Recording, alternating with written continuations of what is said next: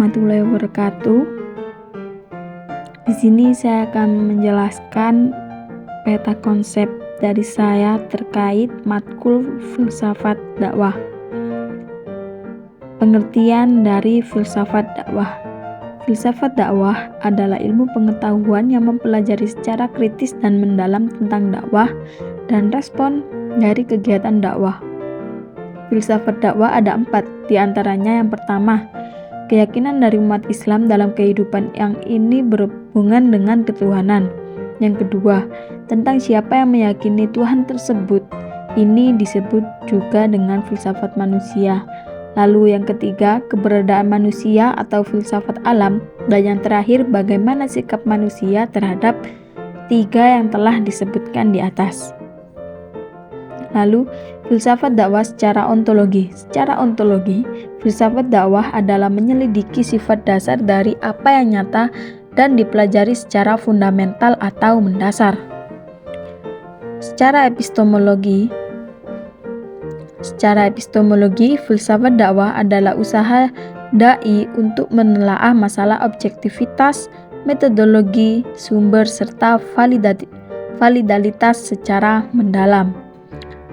Secara aksiologi, filsafat dakwah adalah bidang ilmu dakwah yang mempelajari value atau nilai dalam Islam yang terdapat dalam Al-Quran untuk selanjutnya oleh dai disampaikan kepada umat. Hakikat dari filsafat adalah mendalami kenyataan berdasarkan pikiran hingga akar-akarnya. Filsafat lebih menekankan pada proses daripada hasil. Sedangkan hakikat dakwah adalah suatu kesatuan yang terdiri dari beberapa aspek dakwah dan saling berkaitan satu sama lain. Untuk mencapai tujuan akhir dakwah diperlukan pemikiran yang jernih. Lalu dasar pemikiran. Dasar pemikiran munculnya filsafat dakwah adalah yang pertama Al-Quran yang menuntun kita untuk berfilsafat, baik dengan alam maupun dengan manusia. Hubungan filsafat dengan dakwah adalah komunikasi pada hakikat apa manusia itu dan bagaimana manusia itu berhubungan dengan luar dari manusianya. Tujuan dan fungsi. Secara umum, tujuannya adalah untuk 1. Membantu mahasiswa berpikir kritis, analitis, dan sistematis dalam mengembangkan kegiatan dakwah dan menghadapi persoalan di tengah umat agar mampu memberikan solusi. Yang kedua, mahasiswa dapat memaksimalkan penggunaan akal.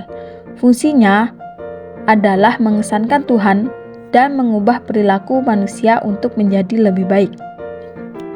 Kesimpulannya, maka dakwah adalah hal dalam sosial yang dapat diteliti dengan teori-teori yang bersangkutan untuk dapat digunakan dalam pengembangan ilmu dakwah. Untuk mendukung hal ini, dibutuhkan landasan filsuf yang secara fundamental dan cara berpikir secara sistematis dan sesuai prosedur ilmiah.